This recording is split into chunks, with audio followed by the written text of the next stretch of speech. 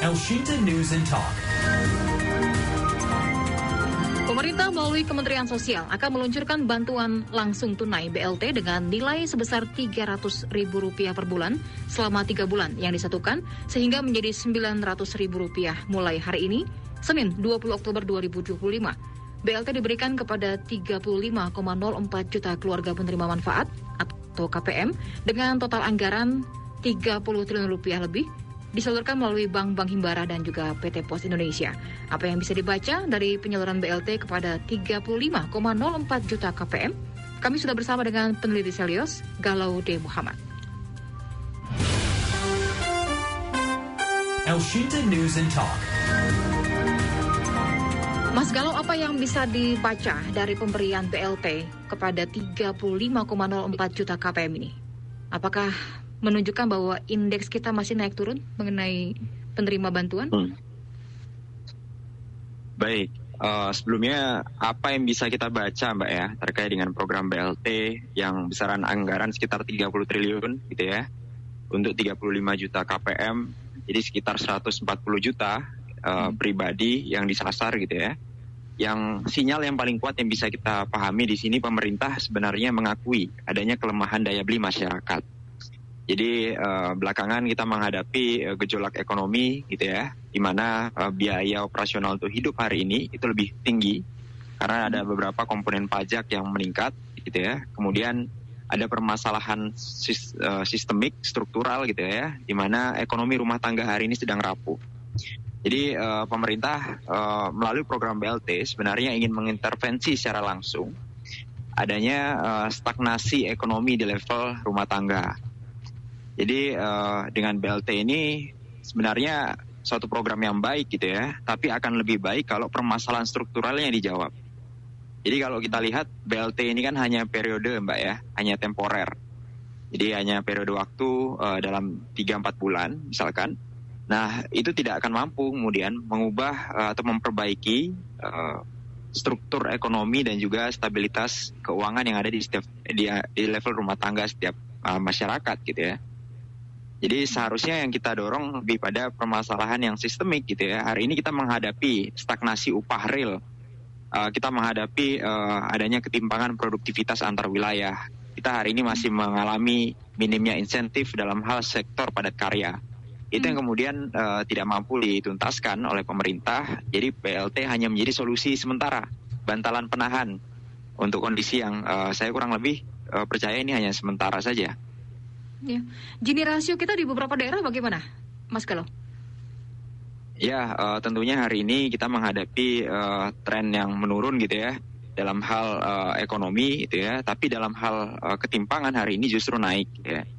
Ini kalau kita lihat bagaimana pembangunan yang dikeluarkan oleh pemerintah dalam program strategis gitu ya, itu menghasilkan agregator ekonomi yang signifikan. Jadi pertumbuhan terutama di daerah-daerah yang hari ini sedang menghadapi efisiensi gitu ya, yang masih berharap pada dari transfer ke daerah gitu ya, yang hari ini mengalami efisiensi anggaran, tentunya pembangunan yang ada di daerah itu juga sangat mengalami kontraksi, sehingga itu memperburuk tren Gini rasio kita gitu ya, terutama di daerah-daerah yang selama ini belum mampu menghidupi berdasarkan pendapatan asli daerah. Oke, termasuk ketergantungan terhadap bantuan ini juga menjadi salah satu indikator yang perlu diperhatikan oleh pemerintah ya saat memberikan bantuannya. Karena bisa menimbulkan pelemahan semangat masyarakat untuk berusaha mandiri begitu. Betul. Jadi kami baru saja Mbak melakukan launching gitu ya, evaluasi rapor 1 tahun kabinet Prabowo Gibran gitu ya, di mana kalau dari survei yang kami lakukan, salah 3 permasalahan utama yang dibutuhkan masyarakat hari ini adalah penciptaan lapangan pekerjaan yang layak gitu ya, beserta perlindungan pekerja. Yang kedua adalah pengendalian harga kebutuhan pokok gitu ya, beras, pangan, dan energi. Yang ketiga adalah bantuan sosial dan perlindungan sosial. Nah 3 hal ini sebenarnya yang diinginkan masyarakat untuk segera diintervensi. Tapi kalau kita lihat gitu ya, kenyataan di lapangan rasa-rasanya belum ada program-program insentif yang sifatnya berkualitas, yang kemudian mampu meningkatkan kesempatan untuk terlibat dalam pekerjaan yang layak, terutama untuk kelas menengah gitu ya, mereka yang hari ini tidak mendapatkan bantuan sosial gitu ya, tapi harus menghadapi tren pembayaran pajak yang meningkat. Jadi kondisinya seperti itu, Mbak. Masih nguras ini ya, tabungan ya? Kelas menengah. Iya, betul, Mbak. Betul. Apalagi kalau kita lihat dari tren pinjaman online yang naik gitu ya. Jadi harus kita cermati, Mbak. Mungkin dalam hal beberapa keluarga masih bisa bertahan gitu ya. Mungkin salah satu alternatifnya adalah pinjaman online. Atau kemudian mencari alternatif tambahan kerja di luar kerja utama gitu ya. Yang itu kemungkinan akan mengurangi pola adopsi pola parenting di keluarga ya. Jadi sekali lagi masalah makroekonomi ini kemudian akan mengorbankan masyarakat yang paling rentan secara ekonomi. Masyarakat yang belum siap dalam hal dana mitigasi ketika terjadi kondisi di luar di luar yang disiapkan. Nah itu kemudian akan mendorong adanya peningkatan kemiskinan di berbagai level gitu ya. Dan kalau kita lihat itu sudah terjadi, Mbak. Adanya tadi yang disampaikan makan tabungan itu betul, bukan lagi makan tabungan hari ini, bahkan makan pinjol dan makan utang gitu ya. Sudah nggak ada tabungannya gitu ya. Oke. Ya, artinya memang perlu ada pembukuan lebih real lagi ya soal pemberian bantuan ini. Karena di satu sisi juga kan kemarin sudah diguyur tuh perbankan, likuiditasnya sudah solid sebenarnya.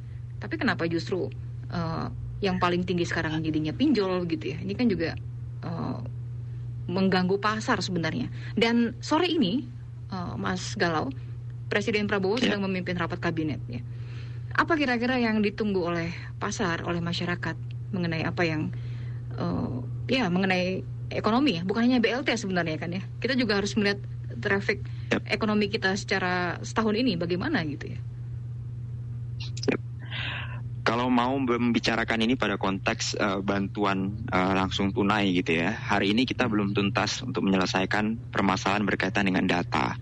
Kita belum punya data yang tunggal gitu ya, untuk mendefinisikan kemiskinan yang itu menjadi dasar misalkan untuk bantuan iuran dalam hal PBI, BPJS Kesehatan.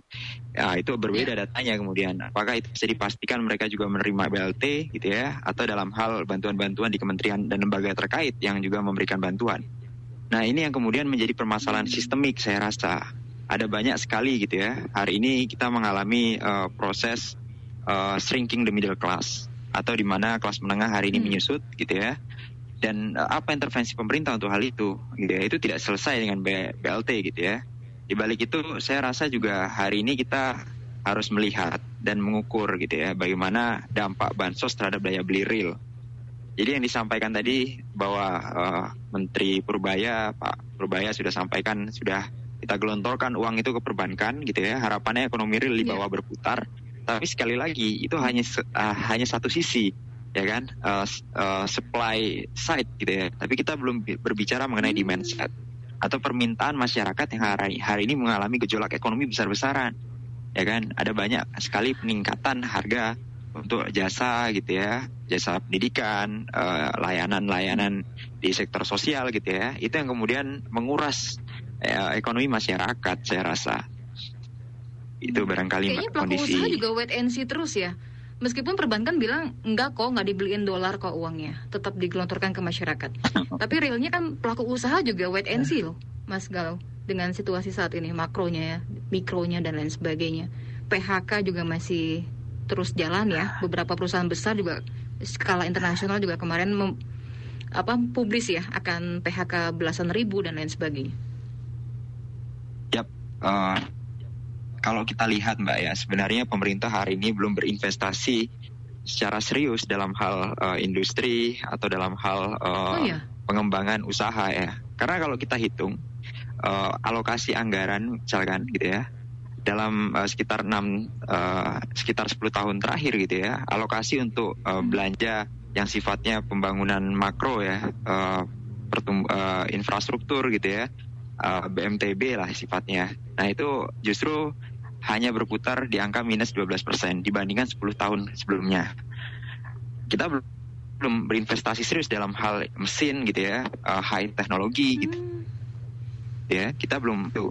Bahkan kalau kita lihat dalam 5 tahun terakhir, pos anggaran yang meningkat secara signifikan gitu ya, itu adalah pos pertahanan dan keamanan. itu porsinya sekitar 166% dalam 5 tahun terakhir. Sementara dalam hal sosial gitu ya, pos anggaran kita itu hanya beredar peningkatan selama 5 tahun hanya sekitar 2,5%. Nah ini sebenarnya angka ini menunjukkan bahwa pemerintah belum serius dalam membangun industri. Apalagi kalau bicara mengenai fast moving consumer goods gitu ya, di sektor retail modern gitu ya. Ini akan sangat terdampak saya rasa, karena ini berkaitan dengan sektor produktif dan padat karya gitu ya, yang selama ini tidak mendapatkan insentif ketika bicara berkaitan dengan kompetitif indeks gitu ya dalam kancah domestik. Yang lebih mengkhawatirkan lagi sebenarnya pelaku usaha di level mikro, Mbak, UMKM misalkan. Itu dalam kondisi daya beli masyarakat jatuh gitu ya, sementara biaya input yang meningkat, saya rasa itu akan mengalami risiko paling awal gitu ya.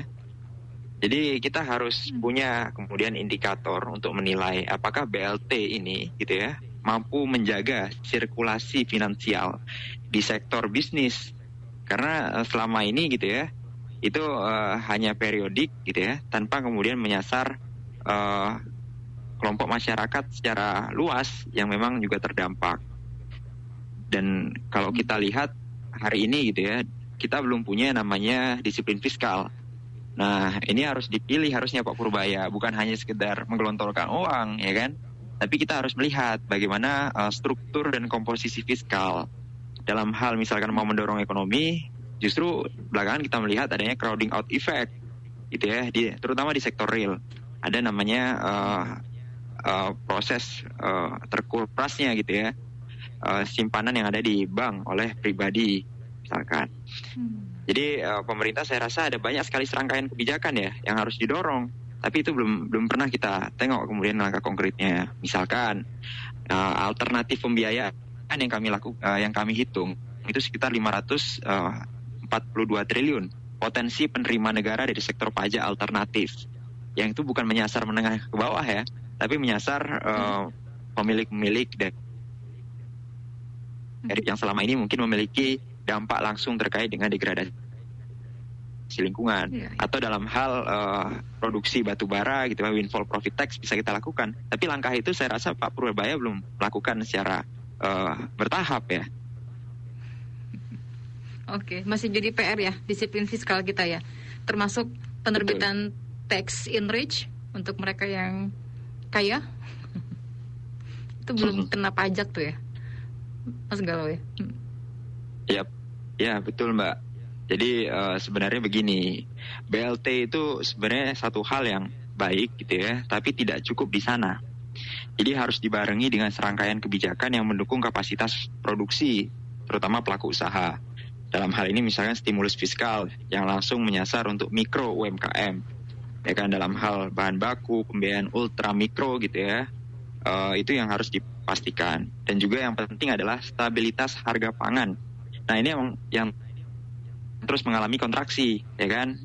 MBG satu sisi memberi makan, tapi ketika konsinyasi besar, gitu, pemasok besar yang terlibat di dalamnya, itu justru meningkatkan harga lauk gitu ya, ikan, ayam, telur gitu ya. Kita melihat peningkatan yang koheren dengan operasional MBG gitu ya, di beberapa daerah, karena tidak mempertimbangkan ketersediaan pasokan yang ada di daerah-daerah.